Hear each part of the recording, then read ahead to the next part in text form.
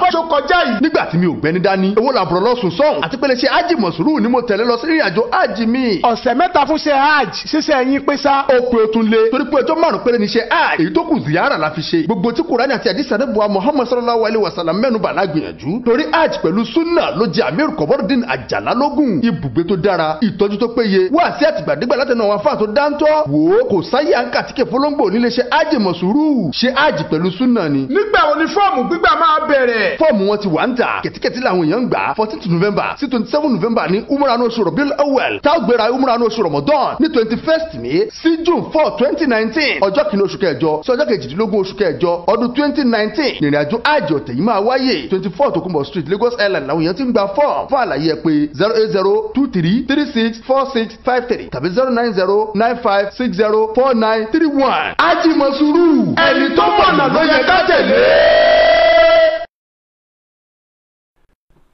أعوذ بالله من الشيطان الرجيم بسم الله الرحمن الرحيم ربي اشرح لي صدري ويسر لي واحلل عقدة من لساني يفقهوا قولي السلام عليكم ورحمة الله وبركاته. akẹ́yìn ọmọ ìyá wa nínú ẹ̀sìn káàkiri gbogbo àgbáńlá ayé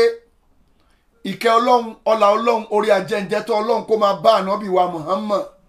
sallallahu alayhi wa sallam kíkẹ́ ọlọ́run máa bá wọn ará ilé ànábì kó tún máa bá wọn sàbí ànábì àti gbogbo ẹni tó gbà fánábì wa Muhammad tó tún tẹ̀lé títí díjọ́ kẹyìn Allahumma àmín. adẹ̀kú ojúmọ́ ẹ̀yin ìyá wa tẹ́ ń lọ bí ọjà àbáyé ẹ̀yin tẹ́ ti wà ń bí ọjà ọlọ́run jẹ́ máa ta ó àtàjèrè ọlọ́run má jẹ́ ta àtàṣọ́ọ̀tì. ẹ̀yin bàbá wa tẹ́yin náà ń lọ bí ọjà ọlọ́run jẹ́ máa ta gbogbo ìdáwọ́lé gbogbo wa ọlọ́run jọ̀ọ́ má ṣàìjọ máa yọrí sí dáadáa. àtàwọn àbúrò wa tí wọ́n kàwé tán tó fẹ́ lọ bí iṣẹ́ ọlọ́run jọ̀ọ́ má ṣe wọ́n lẹ́rù iṣẹ́ má ṣàìṣe gbogbo wa lẹ́rù wọ lọ́hùn má ṣe wá lẹ́rù iṣẹ́ wọ lọ́hùn o ṣe wá lẹ́rù wọ lọ́hùn ni o iṣẹ́ alálùbáríkà tá a máa wá ṣe tí wọ́n lọ́hùn bá máa yọ́nú sí má ṣàìpèsè ẹ̀ fún gbogbo àwọn àbúrò wa àtàwọn ẹ̀gbọ́n wa àtàwọn tájọ jẹ́ ẹgbẹ́ tó ń wáṣẹ́ lọ́tún lọ́sì. ìlú Nàìjíríà ọlọ́run má jẹ́ ó bàjẹ́ ìlú òyìnbó ń bí ọlọ́run má jẹ́ ó bàjẹ́ o. ogun ọlọ́run níjó ṣẹlẹ̀ sí Nàìjíríà ogun ọlọ́run níjó ṣẹlẹ̀ sí ìlú òyìnbó ń bí gbogbo ẹni tó bá ń pète ogun pé òun fẹ́ gbégun ogun ja ìlú kan ọlọ́run bá má ṣàbáwá mú onítọ̀hún kó ńlẹ̀ gbogbo ẹnikẹ́ni tó bá ń pète ogun sílùúkìlú ọlọ́run bá má ṣàbáwá pa onítọ̀hún rẹ́ kó ńlẹ̀ àlùbáríkà láti tóbi ọlọ́run ọláàánú wọ ọlọ́run báyé ṣe ń dùn yìí ọlọ́run ní jẹ́ káyé bàjẹ́ káyé korò fún wa ayé ń dùn fún wa lẹ́nìí ọlọ́run bá má jẹ́ korò fún wa o. gbogbo àwọn tó dẹ̀ ń pète aburú àwọn tó ń pète aburú kọ́lọ́run bá má ṣàìṣàánú wọn àbí àṣà ẹ̀gbọ́n mi kan anna basaidi má ṣe tiẹ̀ lọ ẹni tó bá ṣe hùn abàyẹ ẹni tó ṣe abàyẹ yóò bàyà hùn yóò bàyà tó tọ́ ni yóò bàyẹ tó ṣe hùn yóò bàyẹ tó ṣe nínú àwọn àfa alábòsí yẹn tó tọ́ ló sọ torí pé ibi òdodo la gbọ́dọ̀ wà ọlọ́run náà ló sọ bẹ́ẹ̀ wà kúrú mọ́ àsọdìkín ẹ wà pẹ̀lú àwọn tó ń ṣòdodo ọ̀rọ̀ ọlọ́run ni kọ́lọ́ba má ṣe rọrùn fún gbogbo wa. dókítà wa la gbé wá láàárọ̀ ìpadà dókítà wa dókítà Olesan dókítà ẹ bá wa sálámọ̀ sáwọn ará ilé náà. Assalamu alaikum wa rahmatullahi wa barakatuh. Wa alaikum salam wa rahmatullahi wa barakatuh. Dókítà wa wọ́n bá ọ̀rọ̀ débi pé orí ọ̀rọ̀ tá a wà ìjà ànábì ṣóògùn tá a bá wá gbà pa ànábì ṣóògùn irú oògùn wo ló ṣe òun ni dókítà wa ń yànnàná fún wa láti bí ọjọ́ bíi mélòó sẹ́yìn sìn pé oògùn tánàbí Muhammad ṣe rèé o ànábì ò ṣẹbọ o ànábì wa Muhammad kò ṣẹbọ o torí mo tún ti rí kan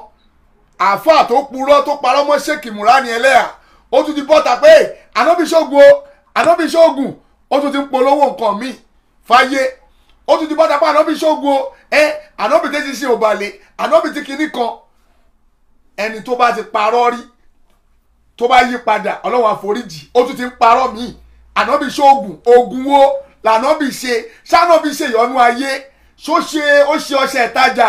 ṣó ṣe oògùn awọ́rò ṣó ṣe ọṣẹ fáwọn èèyàn àbí wọ́n ṣáà ti ń ṣe wọ́n ti ń lo pààrọ̀ wọ́n ti ń lo oògùn burúkú yìí kánà mọ́mọ́ tó dé ibẹ̀ yẹn kọ́ la fẹ́ lọ lẹ́nìí ibi ọ̀rọ̀ òwòsàn la wà lọ́dọ̀ dókítà wa dókítà Olesan dókítà wa ẹ bá wa continue àfáà tó sọ̀sọ̀kúsọ yẹn àwa ń bọ̀ wá bá kò kí ń ṣiṣẹ́ tí iṣẹ́ tàwa nìyẹn àwa ń bọ̀ wá bá iṣẹ́ táwa gbà ni pé ká ṣe environmental ẹ̀mí èèyàn ká bá fọ ẹ̀mí ẹ̀ mọ́ ká tún ṣe environmental nílùú pé eléyìí ò sí ń bẹ̀ ibi tẹ́ ti lóṣì tẹ́ ń ṣe yẹn ẹgbẹ́ kò ń bẹ̀ kò kí ń ṣàárẹ̀ sí tiwa iṣẹ́ táwa gbà nìyẹn kọ́lọ̀ bá má ṣe ṣe rọrùn iṣẹ́ tẹ̀yìn gbà ní dókítà kẹ́tírìtì wa ẹni tó bá síìkì oògùn táwọn bíi lò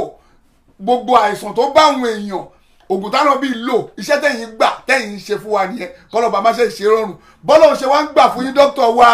tẹ́ ń bá wa gbìyànjú báwọn èèyàn ṣe ń lo oògùn àìsàn tí ẹ pé àìsàn dẹ̀ ń lọ ọlọ́run ò ní gba ìgbà náà kú lọ́wọ́ yín ọlá àti tóbi ọlọ́run bá máa fún yín ṣe gbogbo anybody tó bá bá yín pé àwọn síìkì tẹ́ ń ṣoògùn àìsàn fún ọlọ́run bá má ṣàìṣe rọrùn ọlọ́run bá jẹ́ kí kọ́ máa rí wòsàn látara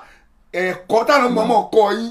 fún wọn ọlọ́run bá má ṣàìṣe rọrùn dókítà wa ẹ kọ̀ntínú lọ́sẹ̀ yìí fún wa lórí tẹ́ ń bá wa sọ lórí pé oògùn tá a lè lò lórí àwọn àìrọ́mọbí kéèyàn máa rọmọ bí àbíkọ́kùnrin má lè ṣe dáadáa ara bẹ̀lẹ̀ mi wàá mọ bí tẹ parí sílẹ̀ tó kọjá kọ́lọ̀ bá má ṣàìṣe rọrùn dókítà wa bismillah. Naam. Mina shaitani rajim. Bismillahirrahmanirrahim. Alhamdulillah na'muduhu wa salatu wa salam ala sayyidina Muhammad wa ala alihi wa sahbihi ajma'in. Lẹ́yìn ìgbà tí a ti dúpẹ́ fún Ọlọ́run Ọba tó ní ọpẹ́ tá a tún tọrọ ìkẹ́ àti gẹ̀ fún Ànábì wa Muhammad sallallahu alaihi wasallam ìkẹ́ rẹ̀ àánú rẹ̀ tí ò lópin kó máa bá gbogbo àwọn ará ilé Ànábì Muhammad kó máa bá gbogbo àwọn sàábì Ànábì Muhammad kó máa bá gbogbo àwọn ẹni Ọlọ́run Ọba tó ti lọ lórí ilẹ̀ tó yẹ pé kọ̀rọ̀ wọn àti gbagba wọn wo ò fi ṣàbòsí wo ò fi ṣẹbọ wo ò fi ṣe ṣíríkù pẹ̀lú Ọlọ́run àánú Ọlọ́run bákan náà orí àjẹjẹ tán rẹ̀ títí dórí ìsọ́ kó máa bá gbogbo àwọn tó wà lórí ilẹ̀ láyé lónìí láwọn mùsùlùmí tó yẹ pé kọ̀rọ̀ wọn ìta gbagba wọn wọ́n fi ń ṣe jihadi sí ojú ọ̀nà tọ́lọ́run Ọba àti tànábì Muhammad ní ti òdodo láì ní ẹbọ láì ní ṣeríkò lọ́wọ́ tí wọ́n ń pe àwọn èèyàn pé tó ẹ kúrò ní ojú ọ̀nà àánú ẹ bọ́ sí ojú ọ̀nà òdodo tí Ọlọ́run bá fi ránṣẹ́ sí wa láti ọ̀dọ̀ ànábì wa Muhammad sallallahu alaihi wasallam gbogbo yín pátápátá bẹ́ẹ̀ Ọlọ́run ìjà fi ń ṣàwátì títí dórí ustaasi wa Saheed Shittu Ọlọ́run fi ń pa wá lẹ́kún ẹ̀mí gígùn àtàláfíà Ọlọ́run kó bá fi ta yín lọ́rẹ Ọlọ́run àjẹkẹ́ ṣoṣo Ọlọ́run ọlọ́lá áwùlá wàlá quwwata illa billah. Màá máa sọ nínú ọ̀rọ̀ mi fún gbogbo ọmọ ànábì Ádámà dákun má jẹ́ kí ẹnikẹ́ni kó ba sàtífíkẹ́tì àlùjánnà rẹ jẹ́ látara wípé ó ti wà glaring Kùránì ti kọ̀nfàmù ẹ̀. dókítà wa ẹ bá wa wo kámẹ́rà o ẹ bá wa wo kámẹ́rà à ń gbọ́ yín. náà látara wípé ànábì Ọlọ́run bá ti kọ̀nfàmù ẹ̀ fún wa nínú ọgbà Al-Qur'an tó yẹ pé inú mi á dùn tí wọn náà bá lè máa lọ kà á Ọlọ́run bá ti jẹ́ kó yé wa nínú Quran chapter 29 Suratul Ankabut ìwọ náà lọ kà á láti verse 1 títí dé verse 3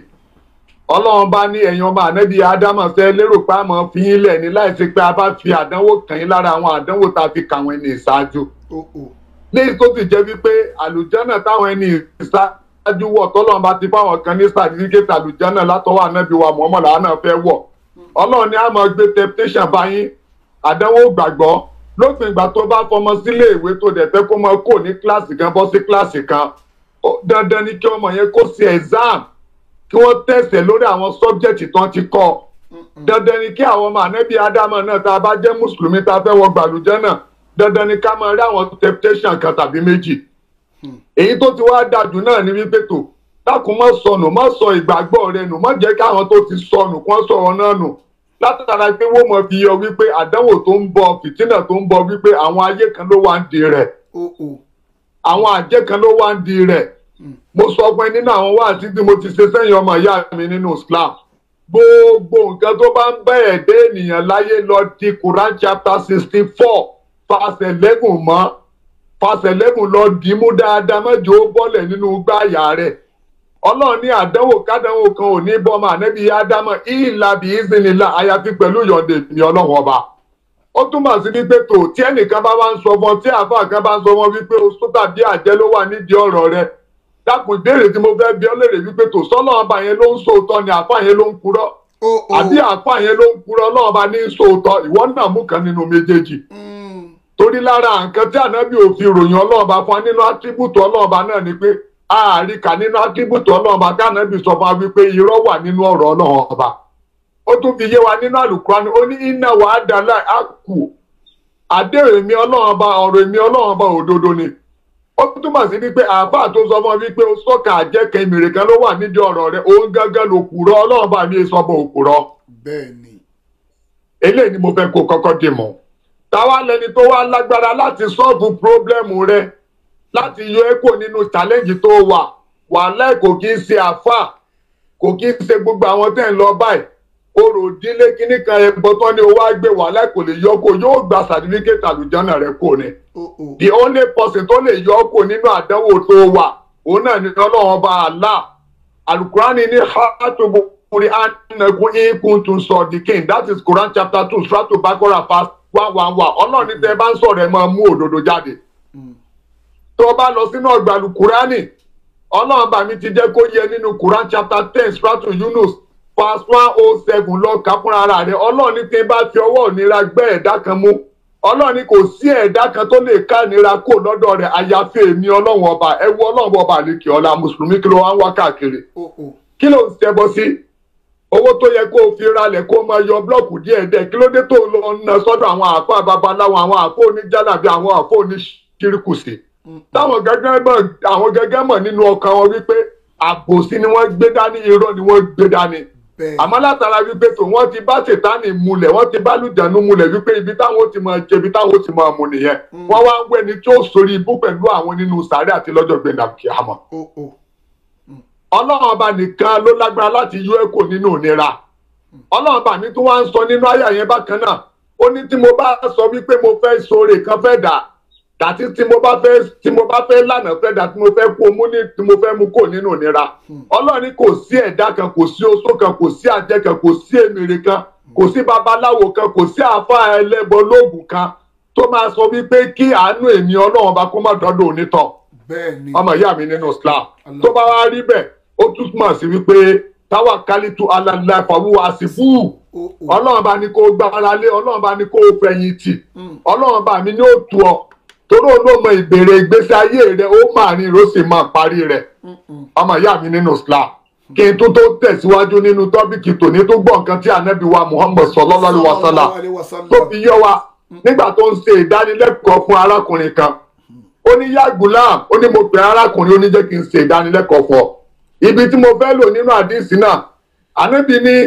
nígbà tí ọ̀pọ̀lọpọ̀ àwọn olówó bá kóra wọn jọ àwọn olówó òlu tó pé tó bá fún yàn ní 10 billion fún àpẹẹrẹ wo ní fílìm wípé àwọn fún yàn ní 10 billion ànábì ní tó bá kóra wọn jọ tó bá sọ pé àwọn fẹ́ ṣe ní àǹfààní kan wọ́n fẹ́ ṣe oore kan fún ẹ ànábì ní àǹfààní kankan ò lè dọ́dọ̀ rẹ látọ̀tọ̀ láti ọ̀dọ̀ wọn àyàfi kó jẹ́ wípé àǹfààní tọ́lọ́wọ́n bá mi ti kọ sínú fáìlì kádàrá rẹ kó dòdìpọ̀ wálé ayé. Allahu Akbar. ó túmọ̀ sí wípé tó fún àpẹẹrẹ ó jẹ́ fámìlì Dangote ó jẹ́ fámìlì Abiola ó jẹ́ fámìlì pírẹsidẹ́ǹtì ó jẹ́ fámìlì olówó kan má lérò pé ńgbà tó ti jẹ́ àbúrò wọn tàbí ó jẹ́ gbọ́n wọn ìwọ náà ti rí tiẹ̀ ṣe tọ́lọ́wọ́n bá mi ò bá rìn ẹsẹ̀ tí ò bá sì jẹ́ ẹ̀mú rẹ lọ́dọ̀ rẹ ó kàn ń dààmú ara rẹ lásán ni. ọlọ́run ànábì tún tẹ̀síwájú wípé tí gbogbo ọ̀tá kan bá kóra wọn jọ oṣó kan àjẹ́ kan èmìrè kan àáfàá kan tó wá ń halẹ̀ mọ́ tó láwọn fẹ́ fi ìnira kọ́ ànábì ní ìnira kí ìnira kan látọ̀dọ̀ wọn ò lè kọ́ àyàfi kó máa jẹ́ ìnira àdánwò tọ́lọ́ba mi ti kọ sínú fáìlì rẹ pé yóò máa ṣẹlẹ̀ sí ọ nígbà tí àkókò náà bá tó. nígbà tọ́rọ̀ bá rí báyìí ọmọ ìyá mi sẹ́ríkù nílànà ṣíríkù tó ń tọ̀lọ̀ lọ́dọ̀ àwọn àáfàá tètè padà sọ́dọ̀ ọlọ́run ọba ẹjọ́ àwíjàre kò sí fọ́ bó bá dénú sàdá àti lọ́jọ́ gbẹ̀ndà kíámà tó ọlọ́run ọba mi ó bí ọ léèrè pé sẹ́mi ìráwọn àáfàá olódodo sọ bí àáfàá Ṣítù Sáìdì ṣé kò pariwo fún ọ ṣé dọ́tọ́ lẹ́sàn-án náà máa sọ ọmọ wípé kó sẹ́ríkù lọ́dọ̀ wọn àmọ́ ìwọ ló sa ìgbàgbọ́ sí ọlọ́run ọba àṣetánì ẹni ẹ̀kọ́ ẹni ìgbẹ́ ọlọ́mọ jòjẹ́ wa lére Allahumma àmín. now tọ́bíkì tòní ó dá lórí ìkókó nǹkan tó máa ń fa ìpèníjà tí ọkùnrin ò fi lè fún ẹni lóyún àwọn ìpè wọlé àwọn mẹ́sẹ̀gì wọlé ó wá dàbí ẹni pé bóyá mo ń rolé apá kan dápá kan sí pé ọ̀rọ̀ àwọn obìnrin ni mò ń bá wọn tìrìtì wípé àwọn ọkùnrin táwọn ọjọ́kùnrin gẹ́gẹ́ àwọn ní challenge kí n sọ tàwọn náà eléyìí náà ni ó fa sábàbí tí máa fi mẹ́nu lé nǹkan kan tó ṣe pàtàkì tó pé nínú ṣẹ̀ríà Islam tí rẹ̀ bá ń ṣẹlẹ̀ sí ọkùnrin kódà ó fàyè gba tọ̀láàkì gan kó wáyé ká ní pé níbi tí Islam ti fi ẹsẹ̀ rinlẹ̀ dáadáa tí wọ́n ń lò jọba Islam ni ọkùnrin nǹkan ò ní ṣàdédé sọ wípé òun fẹ́ fẹ́ ìyàwó kan àwọn àáfàá tó jólúbẹ̀rù Ọlọ́run bá ní wọ́n bá ṣètò rẹ̀ wọ́n á bí léèrè wípé tó irú obìnrin wo ló fẹ́ sí ọ̀rọ̀ bọ̀ ni àbílẹ̀ pa ṣé pupa ni àbí funfun àbí dúdú kí ni tẹ́sítì rẹ̀ according to Quran chapter 4 Suratu Nisa tó ṣàlàyé fa nígbà tó Ọlọ́run bá mi ó ṣàlàyé ó ní bá dá auzubillahi minash shaitani rahmanir rahim Ọlọ́run ní máa tọ́ bá lakum minan nisa Ọlọ́run bá ní ẹfẹ́ ẹni tó bá wù yín nínú àwọn obìnrin Ọlọ́run bá ti mọrú ẹ̀dá tó dá sí ara àwọn ọkùnrin ló fi ní pé ẹfẹ́ ẹni tó bá wù yín nínú àwọn obìnrin ẹ wo nǹkan báyìí Ọlọ́run bá mi mọ̀ wípé òun dá àwọn ẹ̀dá kan lọ́kùnrin tó yẹ pé tó gẹ́gẹ́ bí erin ni wọ́n ní agbára gẹ́gẹ́ bí ànábì Musa alayhi salatu wa salam ìtọ́lọ́run bá mi dá síra sí wọn lára tí wọn ò bá tì ní sẹ́ẹ̀sì lẹ́ẹ̀mejì lẹ́ẹ̀mẹ́ta kílẹ̀ tó mọ́ wàláì ara wọn ò ní balẹ̀ láì ṣe wípé wọ́n lo ìlòkulò àwọn ẹ̀dá kan bẹ̀bẹ̀ àwọn ẹ̀dá kan ẹ̀dẹ̀ ń bẹ lọ́kùnrin tó yẹ wípé tó bá ti ní sẹ́ẹ̀sì lẹ́ẹ̀kan ó parí nìyẹn àwọn ẹ̀dá kan bẹ̀bẹ̀ bẹ́ẹ̀ náà ní bẹ nínú àwọn ọmọbìnrin tó yẹ pé tó gẹ́gẹ́ bí Ọlọ́run bá ṣe dá wọn náṣọ́rálẹ̀ tí wọn ò bá tì ní sẹ́ẹ̀sì tọkọ wọn ò bá tì bá wọn ṣeré ìfẹ́ lẹ́ẹ̀mejì lẹ́ẹ̀mẹ́ta kílẹ̀ tó mọ́ wàláì sex organ ara wọn ò ní reduce kò ní wálẹ̀ kò kí ń ṣe pé wọ́n ya oníṣìnà kò kí ń ṣe pé wọ́n ya alágbèrè kò kí ń ṣe pé wọ́n ya onípanṣágà àwọn ẹ̀dá kan bẹ́ẹ̀ tí Ọlọ́run bá mi dá nínú àwọn obìnrin láì ṣe wípé wọ́n lóògùn kankan láti fi boost sex organs wọn ó sì ń bẹ nínú àwọn obìnrin tó jẹ́ wípé tó mo ò lẹ́yìn sex lọ títí bí kò ṣe ẹ̀ẹ̀kan tọ́kù tí ọkùnrin bá fi ohun ẹlẹ́ẹ̀kejì lọ́wọ́ wàá ló dàálẹ̀ eléyìí tí wàá fatọ̀ láàkì láàrin ọ̀pọ̀lọpọ̀ tọkùnrin àti tóbìnrin nínú Islam láyé lónìí léyìí tó dẹ̀ jẹ́ pé kò sí nǹkan tó ń ṣẹlẹ̀ láàrin tọkọtaya tí Islam ò dá sí àmọ́ wàlàkínà kìsànà náà fúláyà àlàmú ọ̀pọ̀lọpọ̀ àwọn èèyàn ò mọ̀ ní wò onímọ̀ nípa rẹ̀ ni wàláì Islam ló ṣàlàyé nípa sẹ́ẹ̀sì fún wa tẹ́yìn òfin ní kọjá ẹnu ààlà tí àárín tọkọ-tìyàwó tó ń ṣe nìkan òfin ní dàrú eléyìí tí wàá ń dán ọ̀pọ̀lọpọ̀ tọkọ-tìyàwó ó ti ń tú wọn ká wà lẹ́tẹ̀lẹ́ fún ẹbí láìlèsí ìlàwùwà mo rántí arábìnrin tó wá bá mi nígbà mo ṣe wá sítan tó ní àáfàá àdánwò ọkọ mi ní mo sì fẹ́ kó jáde nílé rẹ̀ ó nítorí wípé kí ni mi ì lè ṣe sìná mi ì lè ṣàgbèrè mi ì lè ṣe panṣágà àmọ́ ọkọ mi ò lágbára àti tẹ́mi lọ́rùn dáadáa wà lẹ́tẹ̀lẹ́ fún ẹbí la mo fọlọ́ọ̀bà mi fura ó wá bí mi léèrè pé ṣé solution bẹ mo ní wàhálà solution bẹ fún dáadáa inú arábìnrin náà wá dùn ó sì wà nílé ọkọ rẹ̀ dòní olóòní pẹ̀lú yọ̀ǹda àlá ẹ̀rí lára oògùn tí ànábì introduce sí wa nìyí ànábì ò introduce oògùn ẹbọ oògùn láburú oògùn ká máa wá wá kú wa ànábì ò introduce rẹ̀ sí wa oògùn àlàáfíà oògùn súnà tí ò ní ṣíríkù nínú lọ lànábì introduce sí wa. dókítà tó bá jẹ́ pé àwọn àáfàá wa náà lọ bá fún yẹn àwọn ayé ló dàrin irú ló máa sọ o àwọn ayé ní ọ̀rọ̀ ayé ló máa gbé lọ́wọ́ wọn ò ní sọ pé ọba ẹ̀ báyìí o àwọn ayé ló dà láàmú náà máa sọ àwọn wèrè àáfàá àwọn olè. ọ̀pọ̀lọpọ̀ àwọn obìnrin tó ti wà victim orú rẹ̀ jẹ́ pé ọ̀pọ̀lọpọ̀ àwọn àáfàá tá à ń sọ ìkọlọ́ba ṣàánú wọn látara ìgbékùn wọ́n ti gbé ní obìnrin míì lọ́wọ́ wọ́n ti gbàyàwó oníyàwó ìyàwó oníyàwó ti wọ́n á tún báyàwó oníyàwó sùn àwọn òṣì àáfàá àwọn olè. lára nǹkan tí wọ́n gbélé wọn lọ́wọ́ náà ni wípé tó sójú tó a fẹ́ fọ̀ yìí pẹ̀lú òkú ọlọ́ tí ọkọ rẹ bá ti súnmọ́ kò ní sí wàhálà mọ́ àmọ́ iṣẹ́ ẹ̀bẹ̀ náà ni wípé tó ọkùnrin kan ní òfìsí ẹ lára obìnrin náà pé ta àfà tí èmi ọkùnrin kankan tó bá ti sí mi lára àti problem àwa náà lè bàṣírí rẹ̀ àwa náà lè bàṣírí rẹ̀ àwa náà lè bẹ́ẹ̀ fi ṣe lára. wọ́n lè fi sí àfà. wọ́n fi bá wọn sọ̀rọ̀ kò kí í ṣe ọ̀pọ̀lọpọ̀ obìnrin tó kó jàǹbá fìtínà lọ́wọ́ àwọn àfà burúkú tá à ń sọ yìí náà ló fi ní fẹ́dọ̀ ẹnu lásán kọ́ ni wọ́n fi bá wọn sọ̀rọ̀. wọ́n ti lo nǹkan kan fi bá wọn sọ̀rọ̀ arábìnrin yìí ò ní mọ̀gbà tí ó ti aṣọ tí ó sì pàǹtì rẹ̀ tí ó fi wọlé tọ̀ àdánwò tó bẹ̀rẹ̀ nìyẹn yóò bá di wípé tó kò sí nǹkan kan tí ọkọ rẹ̀ fẹ́ sọ lóṣù ẹ̀mọ́ kò ní gbọ́ tọkọ mọ́ tọ́jú lè lẹ́rìí wípé ó ti dìyàwó àfọ̀ onígbàlà kò lè ti dìyàwó àwọn àfọ̀ àtàǹsọ̀ yìí. a kàn máa lọ jayé pẹ̀lú àfáà ni ọmọ ẹ̀rẹ̀ àfáà. ọmọ ẹ̀dá mi nínú Islam tẹ́lẹ̀ bá ń ṣẹlẹ̀ sólùsùn ẹ̀fọn dáadáa tọ́pìkì tòní wá bẹ́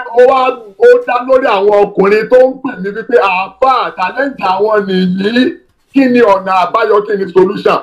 torí ẹ̀ ní ó jẹ́ kí n mú mi pọ́ọ̀sì lórí àwọn obìnrin lọ́sẹ̀ tó bá di lọ́sẹ̀ tó ń bọ̀ wá inshallah tọ́pìkì tá a máa treat ní infection báwo ni infection ṣe ń dìsàlá obìnrin láti lóyún báwo ni infection ṣe ń ba spam ọkùnrin jẹ́ àmọ́ lónìí tọ́pìkì tá a fẹ́ treat ní quick ejaculation tàbí tó tún pè ní premature kọkùnrin máa tètè release kí ni àwọn nǹkan tó ń fà á ọlọ́run kó má sálẹ̀ àwa jogún àgbọ̀yé fẹ́ ní kọ̀ọ̀kan wa. alákọ̀ọ́kọ́ ọbẹ̀ lára nǹkan tó ń fà á fún àwọn ọkùnrin ni wípé physical challenge àti spiritual challenge ni kíní yẹn ló dá lé lórí. kí ni physical abẹ kí ni spiritual abẹ spiritual abẹ.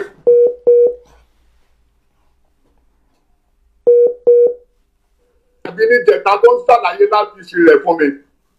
àwọn ọkùnrin tó bá ti di wípé ọlọ́run ti kádà pé bóyá wọ́n gbégbèsè báwọn fẹ́ ṣe mọ́síná àdánwò tí mo fẹ́ sọ yóò máa kàn wọ́n ní ọwọ́ ọ̀pọ̀lọpọ̀ àwọn obìnrin tí wọn ò gbà fọ́lọ́ wípé ọlọ́run bá yọ̀ǹda fọ́kọ wọn láti ṣe mọ́síná wọ́n wá lọ bá àwọn àáfàá pètò àáfàá ẹ̀ dákun ọkọ mi fẹ́ ṣe mẹ́síná ó fẹ́ fẹ́yàwó lé mi kí ni nǹkan tí mo lè ṣe àwọn àáfàá tá à ń sọ̀rọ̀ wọ̀nyí.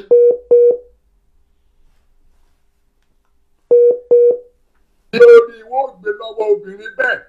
wípé tí obìnrin yẹn bá ti lò pẹ̀lú ìyọ̀ǹda ọlọ́run ọba kí ló máa ṣẹlẹ̀ ọkọ rẹ̀ ò ní lágbára láti fi lè bá obìnrin ní ìsúnmọ́ níta àti obìnrin la ilaha illallah muhammadu rasulullah sallallahu alaihi wasallam wàláhì tó ń ṣẹlẹ̀ dáadáa ni gbogbo ẹ̀yin obìnrin tẹ bá ṣe bẹ́ẹ̀ lọ bẹ̀rù ọlọ́run ẹ̀rọ tí gbẹ̀yìn náà bímọ ọkùnrin ẹ̀ bímọ ọkùnrin o tẹ bá torí pọ́kọ yín fẹ́ fẹ́yàwó lé yín tẹ wá wọlé tó àáfàá láti gba nǹkan ọmọkùnrin ọkọ yín kò sí nǹkan tá a ṣe láyé tí ò tẹ̀sán o ẹ̀san rẹ̀ ó ké lórí àwọn ọmọ tìyín náà o. Allahu Akbar ẹ̀san rẹ̀ ó ké o ọlọ́run bá mi ò ní kọ̀ láti gbé obìnrin tó ní ó ṣe bẹ́ẹ̀ fún ọmọkùnrin yín o ọlọ́run bá mi ò ní kọ̀ láti gbé obìnrin míì jẹ́gbẹ́ ọkọ yóò fẹ́ tó lè ṣe bẹ́ẹ̀ fún ọmọbìnrin tìyín náà ẹ jẹ́ máa sì rántí pé gbogbo nǹkan tá a bá ṣe ló lẹ́sẹ̀ ẹ já bẹ̀rù ọlọ́run ọba o. ustaasi kìíní yìí ti ń pọ̀ ó ti ń pọ̀ láwùjọ mùsùlùmí kí la fẹ́ fi gbàgbẹ́ torí ọlọ́run kí la fẹ́ fi gbàgbẹ́ àwọn obìnrin tá a lọ bá wọn àáfàá tó wá ń gbé oògùn burúkú ilé wa lọ́wọ́ débi pé tá a bá ti lò ó fún ọkọ wa báyìí nǹkan ọmọkùnrin rẹ̀ ò ní ṣiṣẹ́ pẹ̀lú obìnrin olóbìnrin àfi kó máa ṣiṣẹ́ lọ́dọ̀ yín nìkan ẹ̀yin ọkùnrin ẹ fura o ẹ fura o ẹ fura o especially èyí tẹ́ ti múra àti fẹ́yàwó méjì ẹ fura ẹni tó ń ṣẹlẹ̀ láyé lónìí ni mò ń pariwo fún yín yìí o ẹ tọ́jú ara yín o ẹ má fi àdúrà lẹ̀ ẹ má fi àṣkáàrí lẹ̀ gbogbo ọkùnrin tí ò bá fẹ́ kí kinní kó ṣiṣẹ́ lára rẹ̀ ànábì ni ẹni tó bá kí ràṣúbà tán tó bá ń ṣe àdúrà yìí pé la ilaha illallah wahdahu la sharika lahu lahul mulku wa lahul hamdu wa huwa ala kulli shay'in qadir tó bá ṣe 100 nígbà tó kírun àṣùbà láàárọ̀ tán tó tún ṣe 100 nígbà tó kírun àṣírí tán gbogbo ète yòówù tíyàwó rẹ bá lọ ṣe wípé kí nǹkan ọmọkùnrin rẹ kó má lágbára mọ́ wàláhì kò ní ṣiṣẹ́ lára rẹ o ò ní ìdí ọ̀fọ̀ o ò ní ìdí àyágọ́ o ò ní ìdí ègèdè o ò ní ìdí orílẹ̀ èdè kankan. gbogbo nǹkan tó bá lè wò kán sàṣẹ ara ẹ yìí máa jí pépé. wàláhì ara rẹ máa kódà ẹ̀rú máa bàyàwó rẹ á tún padà lọ bá àfa yẹn wípé àfa ìtẹ́ ẹgbẹ́lẹ́mi lọ́wọ́ ń ṣiṣẹ́ lódì ní mo máa bá kọ̀ mí ṣe ṣeré tẹ́lẹ̀ láti ìgbà mo ti lò kẹta ẹgbẹ́lẹ́mi lọ́wọ́ ó mà tún kọjá bí kíáfù torí pé kí ni àdúrà táwọn ẹbí fún àyẹn bá tò di sẹ́ńdà ní. sallallahu alaihi wasallam sallallahu alaihi wasallam sallallahu wàláhì inú mi dùn wípé mo jọmọ lẹ́yìn ànábì Muhammad pé mo jẹ́ mùsùlùmí wàláhì. ẹ bá wà yòókù ànábì sallallahu alaihi wasallam. sọlọlọ Ọlọ́run bá sọre fún wa lára ànábì Muhammad púpọ̀ bó bá jẹ́ àdúrà yẹn nìkan ló bá dì mú wà láì gbogbo ète tíyàwó rẹ bá gbé kò ní ṣiṣẹ́ lórí rẹ torí tó ń ṣẹlẹ̀ sáwọn ọkùnrin lọ́wọ́lọ́wọ́ báyìí nìyẹn ọmọ ìyá mi nínú Islam lára spiritual attack ibẹ̀ ni à ń rí àdánwò yìí látàwọ́ àwọn obìnrin ẹlẹ́ẹ̀kejì ibẹ̀ ni pé àwọn ọkùnrin tá a bá máa ń jáde nílé tá a ní ṣe àkàrù bísímìlá táwa kálítù aláàláì láhàólàwàlá kọ́tà ìlàbílà tá a bá lọ jáde sásìkò tí atẹ́gùn burúkú bá ń fẹ́ tó bá lọ fẹ́ lù wá ó máa ń pa nǹkan ọmọkùnrin ẹni ẹ ti bá sírù tàbí jínú pàdé ìyàwó rẹ lè má mọ̀ kankan pa rẹ̀ àmọ́ látara wípé o ti forí kókòkòkò o ò sí àdúrà tó yẹ kó o ṣe kó o tó jáde gẹ́gẹ́ bá nàbì ṣe kọ́ wa. Sallallahu alaihi wasallam. kíní sọ àṣàrà kíní tí wàá wà lára rẹ anytime tó bá fẹ́ ṣeré ìfẹ́ pẹ̀lú ìyàwó rẹ wàá rí wípé ara rẹ máa move àmọ́ tó bá ti make attempt láti gorí ìyàwó rẹ báyìí nǹkan ọmọkùnrin rẹ bọ́dì rẹ máa lọlẹ̀ padà ni. wọ́n fẹ́ kó mọ̀ wípé possibility ń bẹ pé o ti kó sínú sírù tàbálùjẹ̀nu o ti ní spiritual challenge o ti ní evil challenge. So agbègbè ti spiritual nìyẹn ìsídàká pàdé rẹ̀ dàrẹ́tì látara atẹ́gùn burúkú tàbí nígbà tá a fẹ́ wọ bedroom àti tọ́lẹ́ẹ̀tì a ṣe àdúrà tó yẹ ká ṣe wọlé pé bismillah Allahumma inni a'udhu bika minal khubuthi wal khaba'ith ó wá wọlé lọ bálùjẹ̀nu dàrẹ́tì ìgbà tó wọ ọbẹ̀ ló tó wá ṣẹ̀ṣẹ̀ wá ń kọ àwọn oríkórí bó ṣe ń kọ tibí ló ń bọ́ bó ṣe ń kọ atagúgú ló ń kọ tòmátì ló ń kata rodo ó wá ń gbé láti from one album to another album tí àlùjọ̀nú yẹn bá lọ àtáàkì rẹ yóò pa nǹkan ọmọkùnrin rẹ pátápátá ayé kọ́ oṣó kọ́ àjẹ́ kọ́ èmèrè kankan kọ́ ló wà nídìí ọ̀rọ̀ rẹ má jẹ́ káwọn àfáà yóò kúrò fún wọn fẹ́ bá tiẹ̀ jẹ́ ni wọ́n fẹ́ gbowó lọ́wọ́ rẹ ni. àwọn ọ̀nà tá a fi máa ń gbà rí àwọn challenges yìí ni láwọn ọmọkùnrin tí rẹ̀ bá ń ṣẹlẹ̀ sí London spiritual attack nìyẹn London spiritual attack àwa tí rẹ̀ bá ń ṣẹlẹ̀ sí obìnrin tó bá ń lálàá wípé ó máa ń ní àjọṣepọ̀ lójú oorun pẹ̀lú ọkùnrin ọlọ́kùnrin tí ó mọ̀ àlùjọ̀nú nìyẹn gbogbo ọkùnrin ọkọ tó fẹ́ sílé ayé tó bá ń gun orí rẹ̀ yóò máa pa nǹkan ọmọkùnrin torí inú ó máa bí àlùjọ̀nú yẹn wípé ó ń bóun fẹ́yàwó papọ̀ yóò dẹ̀ gba nǹkan ọmọkùnrin débi pé ọkùnrin yìí ò ní láǹfààní láti satisfy ìyàwó rẹ̀ mọ́ dáadáa tó àbá wa mọ gbogbo eléyìí tẹ́lẹ̀ mo mọ̀ pé the next thing tó wà lọ ni pé wàá lọ lé àfọ oníjálàbí wàá lọ lé àfọ ní babaláwo wọ́n wà ní kó lọ mímúrẹ́ wá kó lọ mágùtàn wá ẹ̀jẹ̀ kìíní kan ló fi wẹ̀ ó ṣe kìíní kan ni wàhálà wọ́n fẹ́ gbọ́ ni wọ́n fẹ́ ba tiẹ̀ jẹ́ lọ́dọ̀ Ọlọ́run ọba ni. eléyìí ni spiritual aspect of it. Now kí wàá bọ́ sí under physical ìyẹn gẹ́gẹ́ ló wá pọ̀jù tó ń ba ayé àwọn ọkùnrin jẹ́ láyé lónìí. màá dẹ̀ farabalẹ̀ ṣàlàyé rẹ̀ dáadáa. alákọ̀ọ́kọ́ ọbẹ̀ ni pé ọ̀pọ̀lọpọ̀ wa a máa ń lérò wípé jẹ̀dí kéré nínú nǹkan tó máa ń fa quick ejaculation tàbí premature ejaculation fáwọn ọkùnrin jẹ̀dí ló kéré jù. nígbà tí n bá bá lẹ́kítọ̀ yìí délẹ̀ wọ́gán wàá rí wípé ìyẹn ni pé jẹ̀dí ló kéré jù nínú nǹkan tó máa ń kọ́ sí kìnìún. alákọ̀ọ́kọ́ bẹ̀ ni pé kí nìkan tá à ń pè ní quick ejaculation. ìtumọ̀ quick ejaculation ni pé kí ọkùnrin bọ́ sórí ìyàwó rẹ̀ láàrin ìṣẹ́jú kan sí méjì kó ti release ní tó ń pè ní quick ejaculation nìyẹn. kò ní ìtumọ̀ méjì ìtumọ̀ rẹ̀ náà nìyẹn kó o tètè release more than your expectation time. o lè lo 10 minutes you cannot use more than 10 minutes on top of your legal wife. That is what we are calling quick ejaculation quick ejaculation or premature. àfa ìṣẹ́jú àyà nìyẹn ìṣẹ́jú àyà àfa. ẹsẹ̀ jàsákùnlákara Yorùbá ń pè ní ìṣẹ́jú àyà ó ti dá wìrìwìrìwìrì ó ti dálẹ̀ wìrìwìrìwìrì. àfọ oníṣẹ́jú àyà. àfọ oníṣẹ́jú àyà nìyẹn yóò àmọ́ bẹ̀rẹ̀ sí ka story gbogbo nǹkan tí ò ṣẹlẹ̀ tí ò mọ̀ pa politics yóò àmọ́ bẹ̀rẹ̀ sí gbé mọ́ra ara wọn yóò mọ̀ fúyàwó rẹ̀ ní story. ìtò ṣe yẹn ẹ̀ṣẹ̀ ló jẹ́ fún ẹ nínú ṣẹ̀ríà Islam ṣẹ̀ríà Islam ò fọwọ́ sí ọkùnrin kó má lè satisfy ìyàwó rẹ̀ dáadáa torí tí ìyàwó rẹ̀ bá lọ jẹ́ni tí ó bẹ̀rù ọlọ́ọ̀ba yóò lọ ṣe àṣemáṣe níta o yóò lọ wá àwọn ọmọ ṣàkúṣàkù tí wọ́n gbónígbò ṣàkúṣàkù dànùdànù tí ṣẹ̀ríà Islam ò dẹ̀ fọwọ́ sí. wàláì dandan ni kí mùsùlùmí lọ́kùnrin mọ nǹkan tó lè lò nílànà ti súnà nẹ́bí wa mú láti fi lè tọ́jú ara rẹ̀ torí ojúṣe lára adùn gbéyàwó ni pé kí ọkùnrin kó lè satisfy ìyàwó rẹ̀ lórí bẹ́ẹ̀dì. kódà nínú suratu Baqara ọlọ́run bá tún yọ̀ǹda fún wa ọlọ́run lẹ́yìn ọkùnrin ọlọ́run ni mo yọ̀ǹda fún yín o ibi tó bá wù yín ni kẹ́ ẹ bá wọlé sínú ọgbà yín sínú oko yín. nisaukum arisum lakum fa'atu arsakum anashithun wa qaddimu li anfusikum wattaqullah wa'lamu anna Allaha mawlaakum tó ọlọ́run. jazakum la prayer of staff ẹ ṣeun ọlọ́run bá mi fẹ́ ọmọ nǹkan tó dá sí wa lára ó mọ bàbá ńlá powerful magnet tó dá sí wa lára ọlọ́run bá mọ̀ pé ìgbà míì bẹ́ẹ̀ wí pé sùngbàlájà yóò sùn wa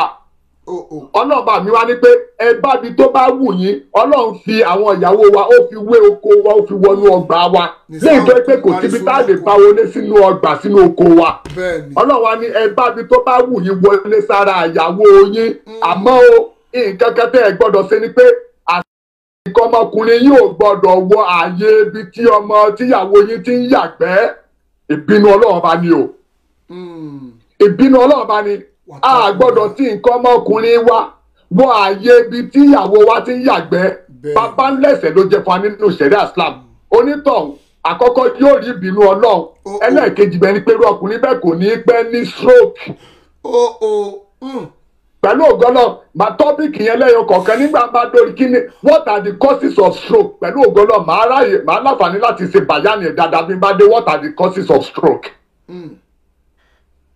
a gbọ́dọ̀ tí nǹkan ọmọkùnrin wa wọ́n bí àyè ibi tíyàwó wa ti ń yàgbẹ́ àmọ́ ojú ara rẹ̀ tọ́lọ́ bá yọ̀ǹda fún wa fàjánà rẹ̀ tọ́lọ́ bá yọ̀ǹda fún alálẹ̀ tí nǹkan ọmọkùnrin wa bọ̀ tó bá jẹ́ wípé kíyàwó wà nílẹ̀ ẹlẹ̀ káwá sùn lé lórí ọlọ́ọ̀ni tó bá ti sún yín ọlọ́ọ̀ni ẹ tó bá kò mí ìwọlé nílànà àlálì tí kìí ṣe àràmù bó bá wo lè sọ wípé kíyàwó rẹ kó dojú bolẹ̀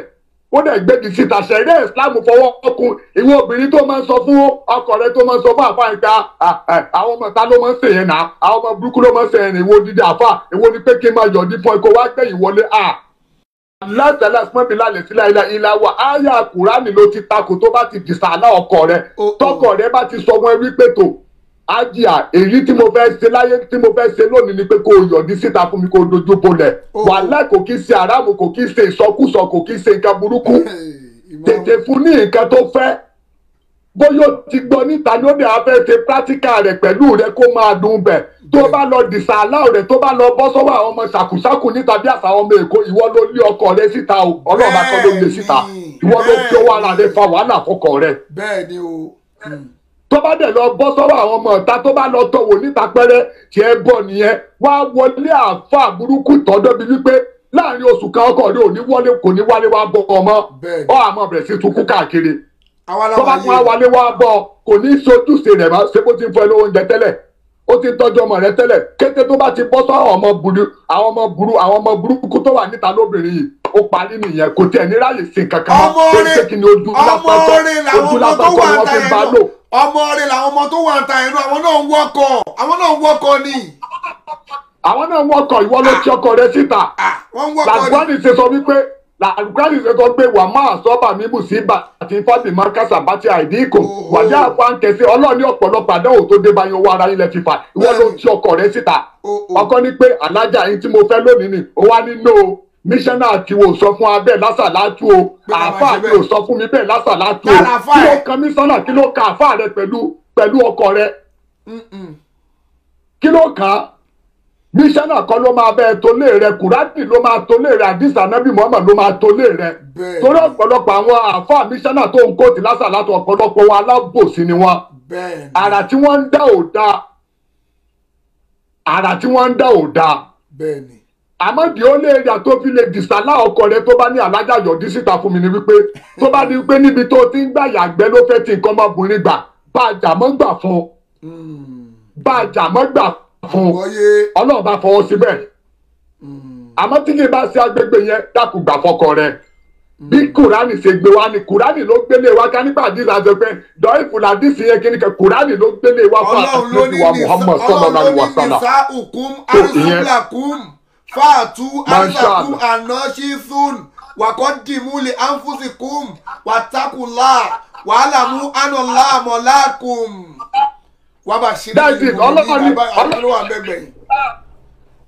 ọlọ́ni wà tẹ́kù láàbẹ̀ ni wípé ọ̀pọ̀ yín ẹ má ti bọ ibi àti ibi tí ó yà wọ́n ní ìjàgbẹ́ ọlọ́dẹ ìwọ́n náà. kò ní bàjẹ́ fún yín dókítà wa orí yín pé jù bó ṣe rí gangan lẹ́yìn sọ yẹn. ẹ bẹ̀rù ọlọ́run láàrin yẹn o torí ẹlòmíì ọmọ ògbé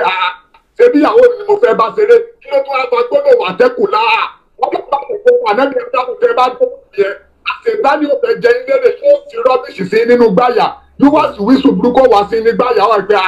o ṣe débi báyìí náà wo ṣe ti ọ̀pá rẹ̀ bọ̀ bíbà ọlọ́ni àwa tẹ́kù láà má ti ọ̀pá rẹ̀ bẹ̀ bọ̀ bẹ̀rù èmi ọlọ́run bá o kó má bàa ní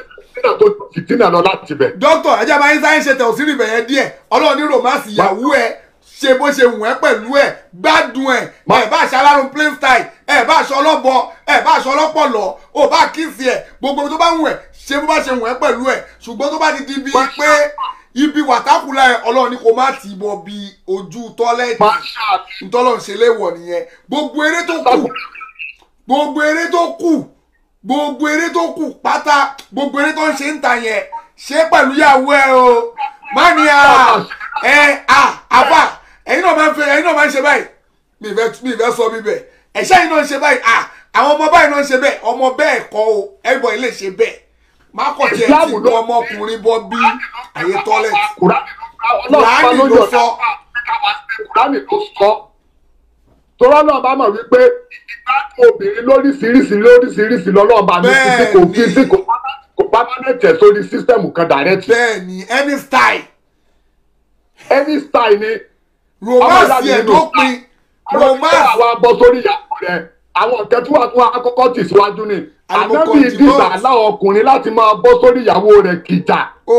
rárá o ọlọ́ni kọ́kọ́rọ́ má sí ìyàwó rẹ̀. wàkọ́ dìmú àlìmùkọ́ dìmọ́tù tó wà ń bẹ̀ yẹn ni pé romance yẹn dáadáa tó bá ní àfa kò tí ì yà àfa ẹ máa fẹnu lá gbogbo ara mi ẹ ṣe bẹ́ẹ̀ ọlọ́run ló wí bẹ́ẹ̀.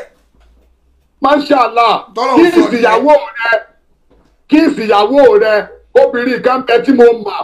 ẹ mọ̀ gẹ́gẹ́ bí sẹ́tà àgbékalẹ̀ àwọn èèyàn máa wá fún kánsẹ́lì wọ́n á gbéjà wá lórí ọ̀rọ̀ iṣu fámìlì tọkọ-tìyàwó àgbẹ̀fọ́lápọ́mọ ìkàkà. nítorí máa ń jẹ́ káwọn ọmọ gbogbo ilé ní àbábò náà ní dákọ̀ anybody àti ní tú anybody. obìnrin kan bẹ tí mo mọ̀ wípé láyé látìgbà tó àti ọkọ rẹ̀ ti ṣe nìkan at least ó ti lọ bí 20 years láyé lónìí ọkùnrin yẹn fi yé mi wípé òun ò lè sọ wípé òun ò lè ka ìgbà márùn tó ti kì í síyàwó. ó ní kò ní gbà ní you can imagine that. ọkùnrin ò ní má tó dọ̀ o ṣèbémi ni dókítà wọn ọkùnrin ò ní má tó dọ̀ ìyàwó yẹn náà ní má tó dọ̀ ó ní tó bá tẹ̀ ní má tó dọ̀ ó ní ṣe bí ìyàwó mi kò sí nǹkan tó kẹ́ anybody. ló máa sọ wípé òun kì í ṣẹ̀ àmọ́ kí ìyàwó yẹn wá gbẹnu kalẹ̀ kí ọkùnrin yẹn kì í ṣẹ̀ wàhálà ni o.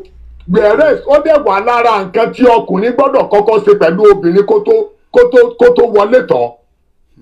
ẹ̀yin máa wá wípé àwọn obìnrin ní ìgbẹ́dẹ́ wípé wọ́n máa ń dìsà láwọn ọkọ wọn láti lè fọwọ́ kàn wọ́n ní breast lọ́yàn you can imagine that. a ní pé òun fẹ́ òun ìfẹ́ dàbí ọmọge aṣòṣì máa mọ̀.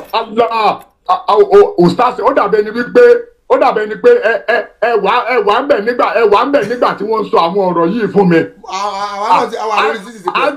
ájà kí ló dé dẹ́bi sọ bẹ́ẹ̀ àfàṣẹ rí bí ọyàn mi ṣe dúró ẹ lè bìlíì pé mo ti bímọ méjì báyìí. ká ní pé mo bá àlá rẹ̀ kó máa tọ ọyàn mi nítọ̀kùtẹ̀ ni ọyàn mi yóò ti sàn lọlẹ̀ yóò ti dà á dàbẹ̀ ni pé mo ti bímọ márùn-ún àwọn ọ̀rẹ́ mi àwọn méjì mi wọ́n mọ̀ fi mi ṣe yẹ̀yẹ́ la ilaha muhammadu rasulullah sallallahu alaihi wasallam. Imagine that you start. ó fẹ́ lé ọkọ ẹ̀ síta ni. eléyìí ò wàhálà o lára nǹkan tí ó jẹ́ kí ara ọkùnrin jí pépé ní láti fi lè sojúṣe rẹ̀ pẹ̀lú rẹ̀ tó o bá fẹ́ kó máa lo ìṣẹ́jú aya pẹ̀lú rẹ̀ lára nǹkan tó máa jíjà ara ọkùnrin nìyí. lára nǹkan tó máa jíjà ara ọkùnrin nìyí. ó fẹ́ sọ pé ẹ̀dí àfa oníṣẹ́jú aya. Ustaz. à ń gbọ́ yìí. ẹ dákun mọ́ ìwò lára nǹkan tó máa ń fa tọ̀láàkì láàrin tọkọ-tìyàwó mo tún fẹ́ lé kan sáwọn èèyàn kó tún di eléyìí mú. ẹ tún jùlẹ̀. ẹlẹ́yà kan bẹ ájíà kan bẹ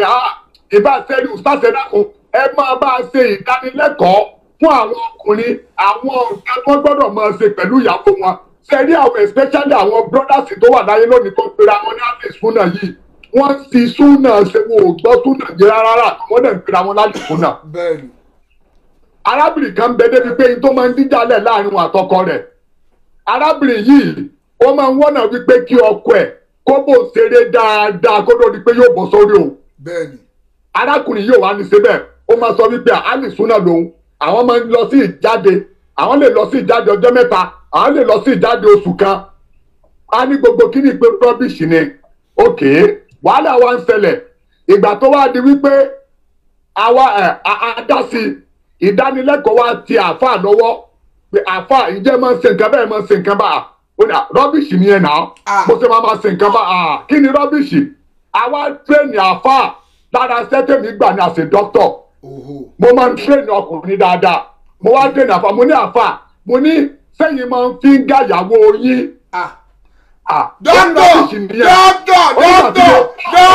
dọ́kítọ̀ gbogbo aṣọ kan náà máa ń sá sóòrùn ẹ ti ń sá gbogbo aṣọ sóòrùn but iṣẹ́ tẹgbà ni ẹ máa sọ lọ torí pé àwọn ọmọ 12 years àwọn ọmọ 15 years ń gbọ́n tẹ́ ń sọ ṣùgbọ́n àwọn kékèké ń gbọ́n tẹ́ ń sọ o.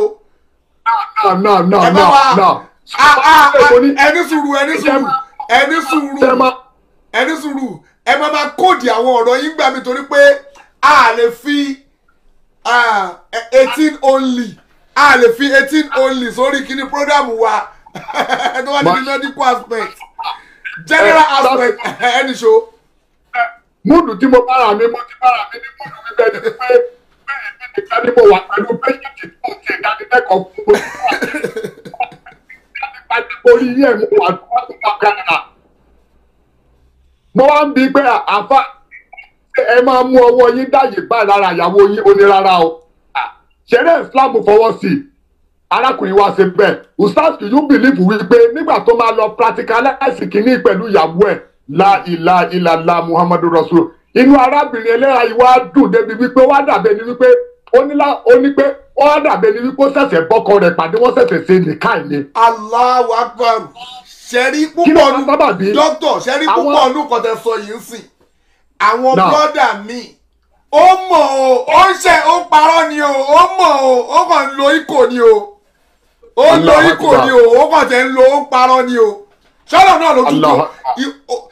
ìgbàgbọ́ ẹ̀ náà ló dé bẹ́ẹ̀ tọ́lọ́wọ́ bá clear ẹ̀ pọ̀yàn nù Kùránì pé ṣeré pẹ̀lú ìyàwó ẹ̀ àlèmùkọ̀ dìmọ́tù tó wà nù Kùránì yẹn romance ẹ̀ dópin tó ìmínì ni ẹ̀ nìyẹn ṣẹ̀bẹ̀lẹ̀ kéwù olódò ẹni ṣó ń lẹ̀ ìmáàmù. ẹlẹ́ra wa ń bi ọkọ rẹ̀ léèrè wípé àáfà ta lẹni tó kọ yín lélẹ́yìí ọlọ́mọdé ó dáa fónítọ̀hún mo ṣẹ̀ṣẹ̀ gbádùn yín látọdún tá a ti fẹ́ra ni. Allahu Akbar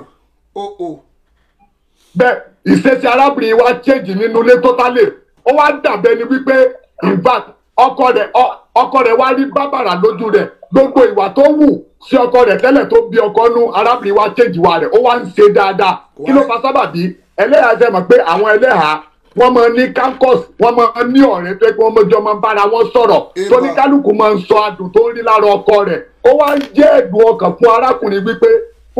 wípé ọkọ rẹ̀ ṣerú rẹ̀ pẹ̀lú ẹ̀. àgbọ́yé.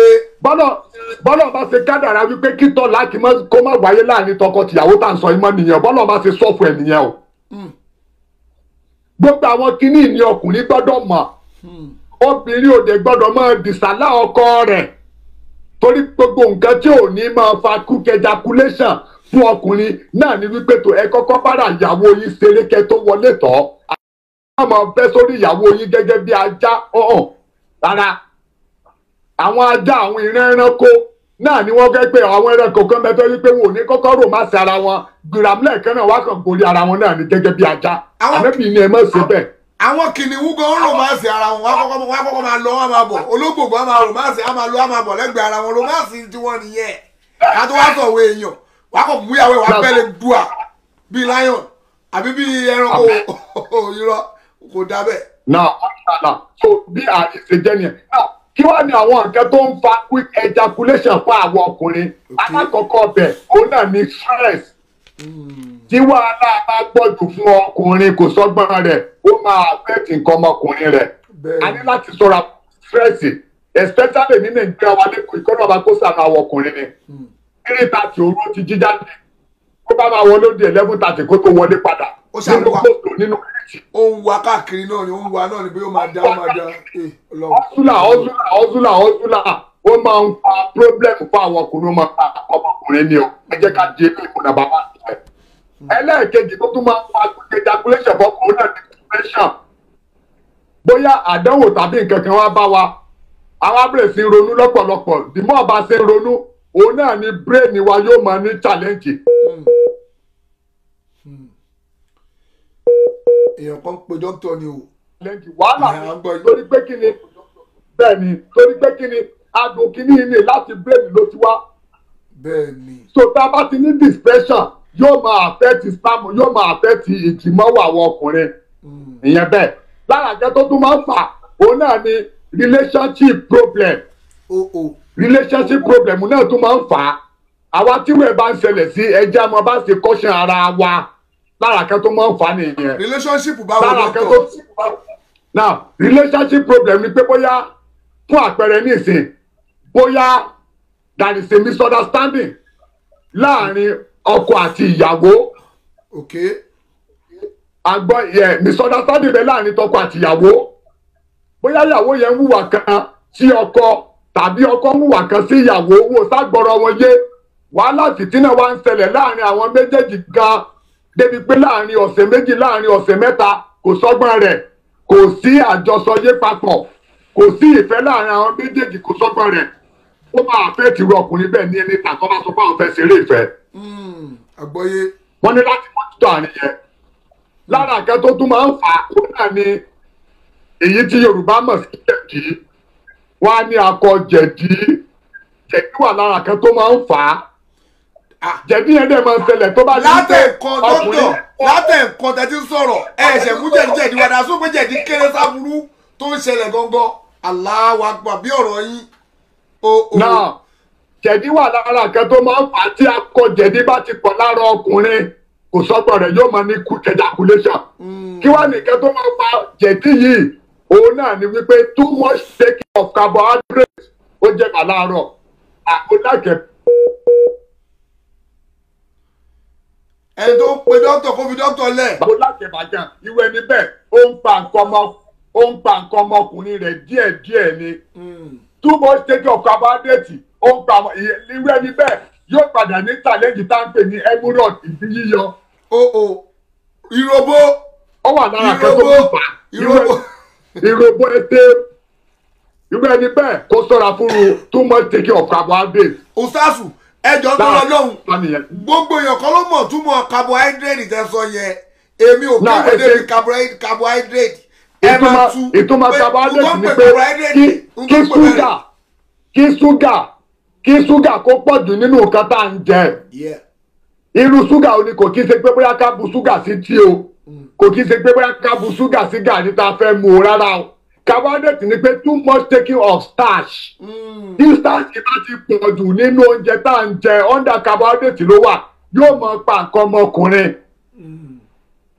yóò máa fa quick ejaculation yóò dẹ̀ padà nídìí sí weak erection débi pé irú ọkùnrin bẹ́ẹ̀ nǹkan ọmọkùnrin rò ní tètè gbéra rárá tọ́ too much of carbohydrate máa ń fà á. kò ní dàbí ajá fọ́ rárá. exactly kò ní lè gbéra rárá tọ́ ọlọ́ba kẹyìn lára kẹ́ tó máa ń fà á nìyẹn a ní láti ṣọ́ra fún too much of carbohydrate. lára kẹ́ tó tún máa ń fà á òun náà ní nǹkan tá à ń pè ní PCV packed cell follow tí ẹ̀jẹ̀ ọmọkùnrin bá ti lò òdiwọ̀n ẹ̀jẹ̀ tó gbọ́dọ̀ wà lára ọkùnrin is between 40 to 45. tí ẹ̀jẹ̀ yẹn bá ti below 40 kò sọ́gbọ́n rẹ̀ irú ọkùnrin bẹ́ẹ̀ ó máa ní quick ejaculation. torí pé kí ni nǹkan ọmọkùnrin wa oúnjẹ tí Ọlọ́run bá mi dá fún wípé kó máa jẹ tí ẹ̀jẹ̀ ò bá ráyè supply sí bẹ́ẹ̀ dáadáa kò sọ́gbọ́n rẹ̀ irú ọkùnrin bẹ́ẹ̀ yóò máa ní quick ejaculation. a ní láti ṣọ́ra fún un. àwa tí fáàtì bá ti pọ̀jù nínú àgọ́ ara wa that is cholesterol tí cholesterol bá ti pọ̀jù nínú ara wa a fẹ́ràn ká máa jẹran màálù afẹ́rẹ̀ ká máa mu yogurt afẹ́rẹ̀ ká máa mu ice cream tún fẹ́ ká jẹ màálù mọ́ sí àbí ìwòlẹ̀ tún dé ìwòlẹ̀ tún gbé lẹ́yìn ṣé ká fẹ́ jẹ màálù ni. èyí tó ti dájú ni pé tí ọmọkùnrin bá ti láyé tá a wà yìí ni o ọmọkùnrin bá ti ń wọ the age of 25 years plus kó máa reduce ẹran màálù ní jíjẹ tó bá mọ̀ pé òun fẹ́ ba tiẹ̀ jẹ́ lọ́jọ́ iwájú ìyàwó rẹ̀ yóò kàn máa lọ sàṣemọ́sẹ̀ ń tà ní. wọ́n wọ pé àfọ́ dàbí ajá fọ́. Mashallah torí pé kí ni ẹran màálù jíjẹ ìyẹn ni red meat ó ní pírọ́blẹ́mù tí red meat máa ń dálẹ̀ red meat wà lára kan tó máa ń fa heart attack hypertension àti stroke fún mànẹ́bí ádámà nígbà máa dórí stroke hypertension pẹ̀lú ògbọ́nọ̀ máa mọ̀ ṣàlàyé rẹ̀ jù bẹ́ẹ̀ lọ dáadáa. ẹ sọ fún wa sí pé ẹja ni ká máa jẹ púpọ̀ lẹ́ ń tà láti sọ láàrin yẹn àbí ká má tẹ̀ jẹja náà. bẹ́ẹ̀ ni kó máa jẹ́ once in a while téèyàn bá ti ń wọ the age of 40 plus the best ni pé kó gbé ẹran màálù jíjẹ jùúlẹ̀ pé ẹja ni ó pọ̀ jù nínú oúnjẹ tí ó máa jẹ. mo rógo èmi tí mo fẹ́ràn ẹran báyìí kọ́ ló ń ṣàánú mi. láti lè avoid the hypertension láti lè avoid the heart attack láti lè avoid the too much láti lè avoid the high carbohydrate cholesterol nínú àgọ́ ara àwa ìyẹn fáàtì nítorí ti dájú nìyẹn tó bá ti wọ the age of 40 ẹran màálù jíjẹ kó gbẹdúlẹ̀ kó máa jẹ ẹja dáadáa especially àwọn ẹja panla yóò da púpọ̀ nínú àgọ́ ara. ẹja panla ṣé ẹja panla títí nàìjíríà yẹn àbí ẹja panla gángan panla gángan. Mashallah tó bá rí pé ẹja panla ti nàìjíríà ní táwọn èègùn ń tà ó wà òkè tó bá jẹ ẹja panla gẹ́gẹ́ ni ó wà òkè kó sáà jẹ ẹja tó jẹ wípé kó jẹ ètò ìmọ̀jẹ kó stay away from anything that has to do with red meat. tó bá máa jẹ chicken tó bá máa jẹ turkey kó make sure wípé ó bọ chicken àti turkey yẹn pẹ̀lú garlic àti ginger. ẹ ti ọlọ́run já aṣọ orí ọlọ́run ò mà ní parí fún wa sí dókítà ọlọ́run ṣàánú wa o. chicken àti turkey yẹn kó bọ́ọ̀lì pẹ̀lú ginger àti garlic kó wá fi táìmù sí kó fi mẹ́tẹ̀ẹ̀tì kó fi bọ́ọ̀lì ẹ̀ ìyẹn ló máa pa gbogbo infection tó ti wà lára turkey àti chicken yẹn. inú mi dùn fún gbogbo tẹ ara ń dalẹ̀ fún wa yìí tó bá jẹ́ pé yàn kan tó ti wọ bí 45 tó dẹ̀ lówó lọ́wọ́ 50 ó wà lọ bá àwọn aláàfáà yìí pé ẹ jọ̀ọ́ mi ì lè ṣe dáadáa mọ́ wa ní a máa gbé tutù fún ẹ. ẹ̀yin èèyàn ṣe rí táwọn àfáà ń ṣe níbo ni dókítà ilé ìjẹsẹ pé kẹ́ mú bá a máa lọ ṣe tutù pé a nídìí ká ṣe tutù o a nídìí ká ṣe kíní kan o common sense ẹgbẹ́ làkàyè kalẹ̀ àwọn àfáà yìí sọ yín nù ní ẹlẹ́bọ ni wọ́n ẹ̀yin náà ronú sí ẹnì sọ́lẹ̀ dọ́kítọ̀. gbogbo ọkùnrin tí wọ́n ti fẹ́ràn kó máa jẹ àwọn nǹkan tí mo kà kalẹ̀ yìí ẹgbẹ́ mi sọ fún mi pé tó eléré ìṣẹ́jú aya ni ó padà dà lọ́dún ìyàwó rẹ̀ dálẹ̀ wìrìwìrìwìrì ni ó padà jẹ́ lọ́dọ̀ ìyàwó rẹ̀. tá a bá yá bọ́ọ̀lù ṣíkì àti tọ́kì yìí pẹ̀lú gálíìkì jíńjà àti táìmù tá a bá ti wá fẹ́ jẹ ká mẹ́tọ̀ wípé skin ara rẹ̀ yẹn ká bó skin ara rẹ̀ kúrò. tá a bá bó skin ara rẹ̀ kúrò yóò máa dènà ọkùnrin àti obìnrin kó má bàa ní breast cancer. tọ́pìkì míì tún nìyẹn lọ́tọ̀ nígbà bá dórí kánsà pẹ̀lú ògo Ọlọ́run máa mọ̀ sí bàyánì jù bẹ́ẹ̀ lọ. ọ̀pọ̀lọpọ̀ àwọn tó ní kánsà láyé lónìí ẹ lọ wo nǹkan tí wọ́n ń jẹ lọ wo nǹkan tí wọ́n ń mu. ọ̀pọ̀lọpọ̀ ẹran màálù tọ́kì ṣíkì tá à ń jẹ láyé lónìí èwo ni ó wà kẹ́míkáláìsì nínú orí gbogbo rẹ̀ èwo ni ó wà kẹ́míkáláìsì. wọ́n ti kẹ́míkáláìsì àwọn èèyàn kan tá a tún gbé lóyìnbó ayé wa ti wà kẹ́míkáláìsì pápá kọ́lọ́ ń ṣàánú. èwo ni ó wà kẹ́míkáláìsì ń bẹ̀bí ta ti ráwọ̀ challenge yìí ni. so too much taking of carbohydrate cholesterol ó máa ń fa wàhálà fún àwọn ọkùnrin débi pé láàrin ìṣẹ́jú kan a ti release pẹ̀lú ìyàwó wa nìyẹn. lára àkàn tó tún máa ń fà á too much taking of body pains àwọn oògùn òyìnbó tó ń ṣiṣẹ́ fún ara ríro mi ìfẹ́ dàkan kankan àmẹ́yìn náà tí mo onílàákàyè ni mò ń bá sọ̀rọ̀ àwọn onílàákàyè ni ó máa padà gbọ́ lẹ́jọ́ yìí pẹ̀lú ògùn Ọlọ́run too much taking of body pains too much taking of body pains ó máa ń ṣe kí ni ó máa ń pa nǹkan ọmọkùnrin ẹlòmíín bẹ tó pé tó bá lọ bí iṣẹ́ tó bá máa dé lálẹ́ kò lè ṣe yóò ya pharmacy yóò ya chemist he or she cannot sleep without all this kind of body pains especially àwọn ọkùnrin tá a bá ti ń lo àkọ́kọ́ àti yóò padà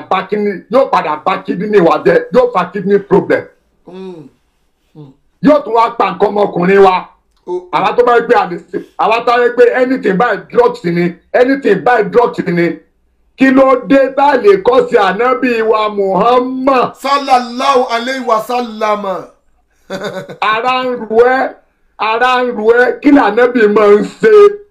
ṣé ànábì máa ń sín gbẹ́rẹ́ ní àbó máa ń gbẹ́bọ̀ àbó máa ń ṣètùtù àbó máa ń ṣe kinní kan kí ni ànábì máa ń ṣe níta ànábì máa ń ṣe nìyí sallallahu alayhi wa sallam. Ànábì máa bu omi á wá bu oyin òríjínà ni o á wá bù sí àmìsẹ̀ papọ̀. Ànábì á máa mu eléyìí láàárọ̀, ànábì á máa mu eléyìí ní alẹ́. Téèyàn bá ti ń lo warm water pẹ̀lú oyin ó máa ń boost immune system yẹn ni. Wàhálà tó bá bẹ́ẹ̀ ni ẹ lọ ṣe practical rẹ̀, ẹni tó bá lọ bí iṣẹ́ látàárọ̀ tó bá ti rẹ̀ ẹ jẹ́ kó máa lóògùn, ẹ jẹ́ kó wá warm water, a glass cup of warm water, kó wá bu oyin gidi ní organic honey, kó wá bu oyin original síbí mẹ́ta sínú warm water yẹn.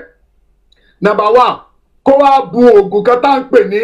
kálítúfà apple cider vinegar, kó wá bu síbí kan sí torí ìkéèsì ẹni ẹ bá ní ọ̀sà kó má bù jù síbí kan lọ. Ustaz ẹ jẹ́ kó mix rẹ̀ papọ̀ dáadáa, kó máa lò láàárọ̀ kó máa lò lálẹ́. Bàyìí tó bá máa jí níjọ́ kejì wà látẹlẹsímọ́ bí lálẹ́ sílẹ̀ ilá wà. Ẹ lérò wípé bóyá wọ́n fún ní oògùn ara lílo lò, ara rẹ̀ ó wà strong, á dàbẹ̀ ni wípé kò tẹ̀ lọ bí iṣẹ́ rárá lánàá débi kó máa rẹ̀. Tí ò lọ́fọ̀ nú. Ṣé ká fi bísímìlà dípò ọ̀fọ̀ ọbẹ̀ tó bá yẹ kó lọ́fọ̀? Oògùn súnà lélẹ̀ tó bá ti ní ìṣẹ̀papọ̀ tán tó bá ti fẹ́ nu wọ́n sáṣe gbólóhùn bísímìlà wá gbé mu. Pẹ̀lú òògùn Ọlọ́run tó bá máa jí níjọ́ kejì báyìí kò làrọ̀ tá a lè ní olóògùn gbogbo àwọn drug body paste tó ń lò tó ń ba kidney jẹ́ tó ń pa nǹkan ọmọkùnrin rẹ̀ yóò ní éèdì ẹ̀ wọ́n ló ń dára rẹ̀ láàmú ayé kẹ́kọ̀ọ́ ò sí ọ́. Àfi bẹ́ẹ̀ lásìkò mọ́ o torí pé a ti ń pọ̀ ṣẹ̀ṣẹ̀ àti pajú ètò dé. Ẹ jẹ́ kí n sọ ẹyọ kan kí n fi kásẹ̀ rẹ̀ ńlẹ̀ tó bá di níjọ́ mẹ́jọ èyí tó bá kú pẹ̀lú ògo náà máa analyse ẹ̀ máa infection tí mo fẹ́ tíríkì pẹ̀lú ògo náà. Bẹ́ẹ̀ni torí ẹ̀ láṣẹ Ọlọ́run ò ní tí ì payé fún wa ń sìn torí à ń gbádùn yín gidi torí gbogbo ìbọn tẹ́ ń kó jáde fún wa yìí àwọn àfẹ́ ẹlẹ́bọ wọn ò ní mọ̀ ń pa ẹ o àwọn ò ní mọ̀ ń pa àwọn àfẹ́ ẹlẹ́bọ yìí wọn ò ní mọ̀ ń pa ẹ o wọ́n dẹ̀ fẹ́ máa gbaṣẹ́ dókítà ṣe ẹnì sólẹ̀ Ọlọ́run kó bá ṣàánú wa. Èyí tí mo fẹ́ fi kásẹ̀ rẹ̀ ńlẹ̀ òun náà ni wípé àwọn fóònù tá ń lò láyé lónìí bàbá ńlá wàhálà ló ń jẹ́ fún àwa ọkùnrin. Ṣé ká má lo fóònù mọ́ ni dókítà? Ẹ̀sìn wọn lójó ó dáa fún ìjọba yìí ṣe rò lọ. A máa lo fóònù àmọ́ àwọn òyìnbó tọ́lọ́wọ́n bá tọwọ́ wọn gbé fóònù kalẹ̀ fún wa ẹjá gbọ́ nǹkan tí wọ́n pe fóònù yẹn. Irú adẹ́fò tí mo gbé dání kí lóyìnbó pè òyìnbó sọ wípé chest pocket phone. Òyìnbó sọ wípé lap pocket phone. Àgbọ́yé. Kí ni wọ́n pè é? Handset. Handset ni wọ́n pè é. Torí pé kí ni àwọn mechanics ẹnu rẹ̀ tó jẹ́ wípé kò bá sẹ́ẹ̀lì ara wa ṣiṣẹ́ ọ̀tá ni wọ́n pẹ̀lú sẹ́ẹ̀lì ara wa. Àgbọ́yé. Gbogbo ọkùnrin tó bá ti ń fi handset sínú gbáyà báyìí apá left wa ni a ti wà. Ẹ máa bá mi sọ fún ẹni bẹ́ẹ̀ wípé kò ní pẹ́ ní heart attack tàbí ìyálé mi ní ṣe mí oṣó kan ní ṣe mí ò sí ń bẹ̀. Gbogbo ẹni tó bá ti ń fi handset sí gbáyà báyìí apá left ni a ti wà. Irú ẹni bẹ́ẹ̀ kò ní pẹ́ ní heart attack kò ní pẹ́ ní hypertension. Àgbọ́yé. Gbogbo ọkùnrin tó bá ti ń fi handset sínú àpò rẹ̀ tó rẹ̀sì lórí itan rẹ̀ ẹ bá mi sọ fún wípé ó ti ń pa spáàmù rẹ̀ ó ti ń pa nǹkan ọmọkùnrin rẹ̀ díẹ̀díẹ̀ kò ní pẹ́ ní quick ejaculation. Gbogbo ọkùnrin tó bá ń browse pẹ̀lú láptọ̀pù tó wá gbé láptọ̀pù lórí nǹkan ẹ bá mi sọ fún wípé ó ti ń pa spáàmù rẹ̀ kò ní pẹ́ ní quick ejaculation. Ṣé kí má lo láptọ̀pù mọ́lẹ̀ ń sọ nítorí pé gbogbo tá à ń lò gbogbo equipment wá bí báyìí. Ọlọ́run ló dáa fún yín ju báyé ṣe rò lọ. Laptop laptop ẹ má máa gbé laptop sórí itan tẹ ẹ bá fẹ́ operate ẹ máa gbé sórí tébù kan ni ẹ má máa gbé sórí itan ìtì tó ń ti bẹ́ẹ̀ jáde ó ń pa spam ó dẹ̀ máa ń fa quick ejaculation fọkùnrin. àwa dẹ̀ rẹ̀ ó ń pa sẹ́ẹ̀lì ara wa. aláǹtakùn wa ò tí kú ó yìí ń takùn lọ ni ayé ń takùn lọ àdẹ̀bẹ̀ kí spam wa kú ẹnì sólẹ̀. so kí ọlọ́run bá lọ́jọ́ ní kó ṣàánú wa kó ṣe dáadáa fún wa pẹ̀lú ìyọ̀ǹda Allah ibi tí màá fi tòní tì sí ni èyí tó kù màá treat ẹ̀ mọ́ infection by next week ọlọ́run bá tó ní ẹ̀mí lọ́dọ̀ kódà kún gbogbo ẹ̀yin tẹ́ ń gbọ́ mi lọ́wọ́lọ́wọ́ àtẹ̀yin tẹ́ máa padà máa gbọ́ mi àti ustaz wa Saheed Shittu àtẹ̀mí náà ọlọ́run kó dákun kó fún wa ní ẹ̀mí gbogbo àti àlàáfíà ọlọ́run má ti mú wa kó lórí ilẹ̀ bá ọlọ́àjẹkẹ̀ ṣoṣo ọlọ́run ọba ọlọ́lá aula wala quwwata illa billah ọmọ ìyá mi nínú Islam mo ń fi àkókò ìsọmọ wípé kí ni for any kind of challenges you are having believe in Almighty Allah and His Prophet sallallahu alaihi wasallam there's no any challenges without solution that is the sense of Holy Prophet Muhammad. Don't go into rituals,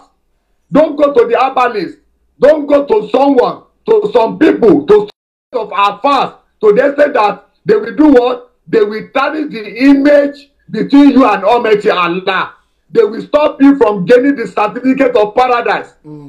Whatever challenges you are facing, there is a solution to it in Islam, in Islamic religion all over the world.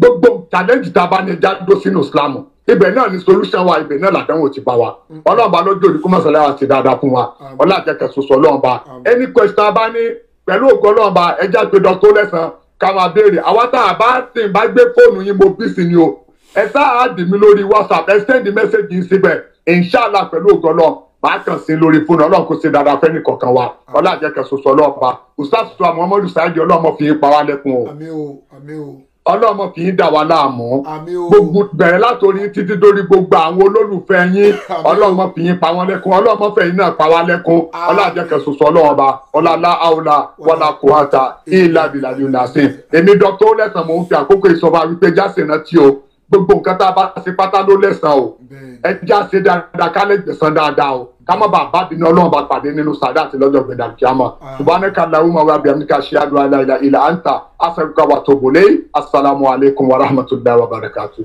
Wa alaikum salam wa rahmatullahi wa barakatuh. Adúpẹ́ púpọ̀ dókítà wa tó bá di lọ́sẹ̀ tó ń bọ̀ ẹ máa bá wa continue lórí ìwòsàn tẹ́ ń bá wa treat kọlọ̀bà má ṣàìṣe rọrùn adúpẹ́ púpọ̀ lọ́wọ́ yín sà salamu alaikum wa rahmatullahi wa barakatuh. Wa alaikum salam wa rahmatullahi wa barakatuh.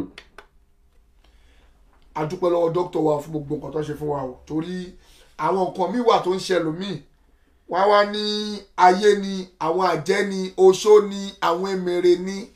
ṣe rí gbogbo tí dókítà kólẹ̀ fún wa lẹ́nìí níbo náà ti sọ pé àwọn fẹ́ lọ bá gbé tutù sórí ìta níbo náà ti sọ pé àwọn máa wẹ ọṣẹ ìyọnú ayé fún wa níbo náà ti bá wa sọ̀rọ̀ ń pa gbogbo àwọn nǹkan bí ẹbọ tọ́lọ́hun ò fẹ́ tánà bí ò fẹ́ tàbádẹ́ ń sọ àwọn dìdìrín míì wọ́n yìí ń kún àwọn àfẹ́ ẹlẹ́bọ lọ́wọ́ àwọn ń sọ lọ à ń sọ bọ̀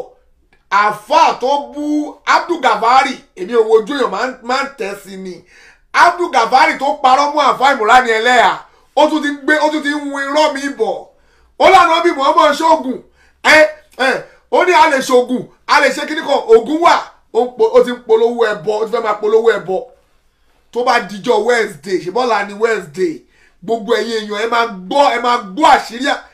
gbogbo ẹ̀yin èèyàn ẹ lọ prepare fún shock lọ́la ẹ máa gbọ́ àṣírí àwọn àfẹ́ ẹlẹ́bọ̀ì ní aago 9 lọ́la tá a bá ti bẹ̀rẹ̀ sọ gbangba káyé gbọ́ a máa kó síbẹ̀ gbogbo ẹ̀yin èèyàn máa rí ẹ rí pé 99% àwọn àfáà yìí ẹlẹ́bọ̀ ni wọ́n ṣe tọ́lọ́hùn wọ́n ṣe tànábì àṣírí gbogbo wọ́n pọ̀ gan o ẹ̀rù abáyẹn ẹ prepare fún shock lálẹ́ ọ̀la ọlọ́ba máṣá ìṣerọ́rùn tó bá di ní bíi